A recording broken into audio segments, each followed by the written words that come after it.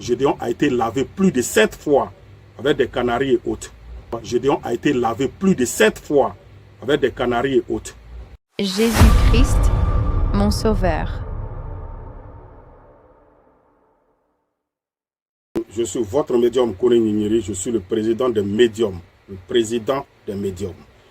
Bonne fête de Ramadan à tout le monde, voilà. Depuis un certain moment, je crois que nous étions dans le mois de jeûne, là. Les gens ne cessent de m'interpeller sur un sujet entre Aziz 47 et, comment on appelle ça, bon, entre les Kémites, voilà. Je crois bien, c'est Kamites, voilà. Entre les Kamites et le pasteur, je crois, Gédéon ou bien quoi, là, bon, je ne sais pas trop. Mais j'ai pris le temps de le suivre un peu, de l'écouter un peu. Les gens ne cessent de m'interpeller pour me dire, mais il a insulté les Kamites, les quoi, tout ça. Ninyeri, pourquoi tu ne parles pas, tu ne te prononces pas dessus? Je ne suis pas là pour ces gens de bêtises là. Je vous dis la vérité, hein. C'est des conneries devant moi. Moi, je ne suis pas là pour ça. Vous comprenez les histoires des pasteurs et autres là. Une fois, je dis dans plusieurs... On m'a invité sur des plateaux télé. Voilà, je crois bien. J'ai eu à dire que je ne fais pas de débat avec un pasteur. Et puis vous, la population là, je vais vous dire quelque chose. Ce que vous ne savez pas là, ne rentrez pas dedans. Les insultes, je prends ton nom et autres. Je sais ce que je vais faire avec toi. Moi, on ne m'insulte pas. Et puis respectez nos traditions, respectez nos cultures. Voilà des bandes de malhonnêtes qui se sont promenés sur des médiums. Je détiens beaucoup de noms de pasteurs ici. Vous comprenez? C'est parce que moi j'ai prêté serment. Voilà, on prête serment sur nos fétiches et autres de ne pas dire le nom de quelqu'un. J'ai plein de noms de pasteurs ici. Des gens comme ça qui se sont promenés pour prendre des médicaments et autres. Aucun pasteur n'a le pouvoir de mettre la main sur quelqu'un et puis tomber. Ça vient de chez les féticheurs. Je vous dis ça. Aucun pasteur n'a le pouvoir de regarder quelqu'un et puis lui dire il y a telle chose dans ta vie. Tout ce que vous voyez, ils font dans des églises, c'est des trucs qui sont venus prendre chez des médiums. J'en ai donné à plusieurs pasteurs. Vous comprenez? J'ai donné à près de 650 pasteurs le pouvoir de faire tomber des gens, le pouvoir de faire trembler des gens, le pouvoir de regarder dans le visage de quelqu'un et puis lui dire voilà. Quand vous voyez souvent, ils sont dans des églises et puis ils disent il y a telle personne ici là, qui a tel problème là. C'est des médicaments qui sont venus prendre chez moi.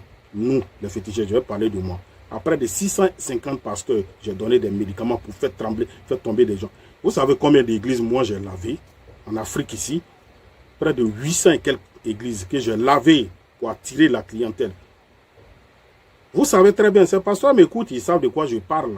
Il y a des gens qui sont promenés chez des marabouts et féticheurs pour prendre des médicaments pour attirer le monde vers eux, pour se faire aimer. Ils portent des choses qui sont devant, qui sont travaillées, les croix qu'ils portent là. Est-ce que vous savez ce que ça signifie? Vous ne connaissez rien et puis vous êtes là, vous voyez tout est Dieu.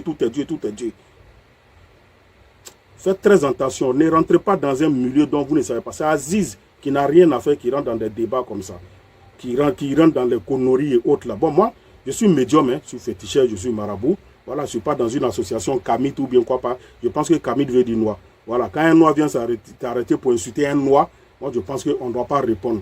Gédéon là, c'est quelqu'un là. Suivez bien ce qu'il fait. C'est quelqu'un, quand il discute là, même quand les gens veulent faire débat avec lui, quand les gens discutent avec lui, il ne te laisse pas terminer. Quand il voit que tu vas aller au bout pour convaincre, pour dire la vérité, tu veux faire sortir la vérité, il te coupe et puis il te dit sors de la foule.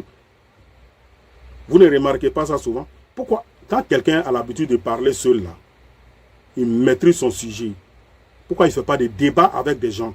Pourquoi il n'est pas invité sur le plateau télé, faire des face à face avec les gens, comme demain les Makoso là et autres font là? Pourquoi on refuse ces gens de débat là? Parce que quand les gens l'invitent pour des débats, il refuse, il fuit toujours.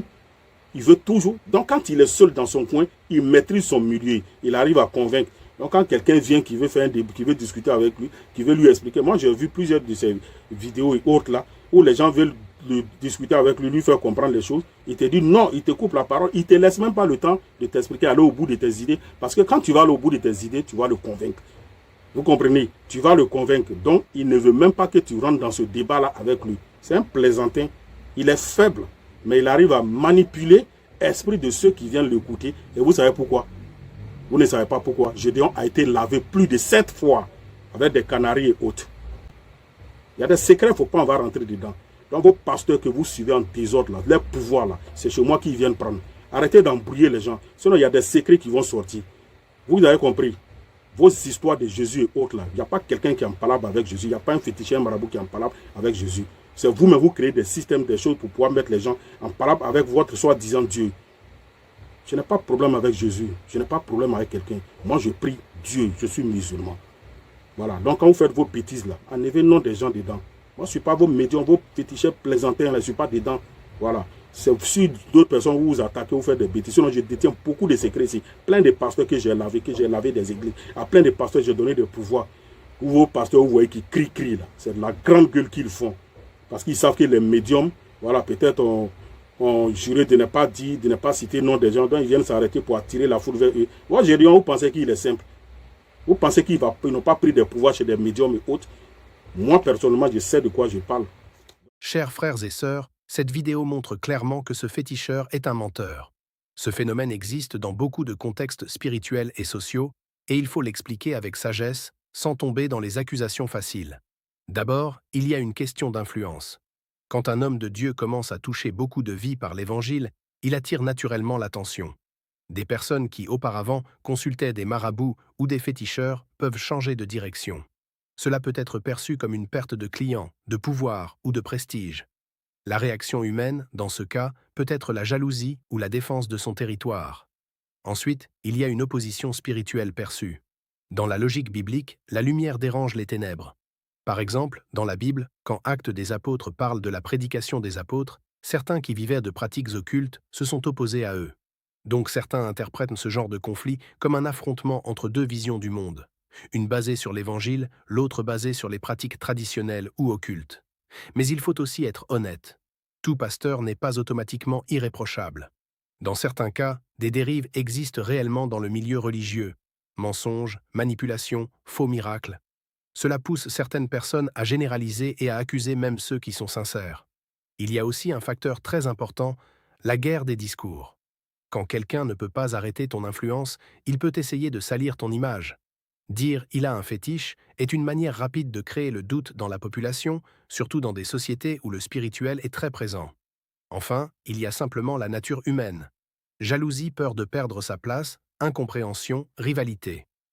En résumé, ce n'est pas toujours uniquement spirituel ou uniquement humain, c'est souvent un mélange des deux.